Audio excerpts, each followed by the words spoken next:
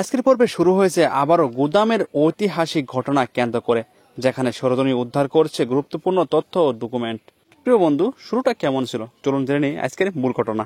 গুপ্ত তথ্যে গোপন সূত্র। গুদামে পাওয়া ডকুমেন্টে উঠে এসেছে এমএলএ দত্তা ও তার সিন্ডিকেটের সঙ্গে অসাধু লেনদেনের দাবি। সরজনী এখানে নতুন চাঞ্চল্য তথ্য পাওয়া যায়। এদিকে মিডিয়ার ষড়যন্ত্র। আজও নতুন ঘটনা ছড়িয়ে পড়েছে সোশ্যাল মিডিয়ায় ও ফেসবুক গ্রুপে, যেখানে বিতর্ক তৈরি হয়েছে সরজনীর বিরুদ্ধে নামে নোংরা কথা চেষ্টা চলছে। তবে নীলিকে ঘিরে নতুন অবরুদ্ধতা। আজকের পর্বে আবার নীলের স্কুলের আশেপাশে একটু অজানা সন্ত্রাসীর ঘোরাফেরা দেখা যাচ্ছে, যা সরজনীকে বুঝিয়ে দেয় তার ছোট মেয়েকেও ছুড়ে মারা হচ্ছে ষড়যন্ত্রের জালে। এদিকে সাদা গাউনের রহস্যময় নারী। সবচেয়ে আকর্ষণীয় ধাপ ছিল শেষের অংশ। সেই পরিচিত সাদা গাউনের নারী মানুষটি পুনরায় আগমন।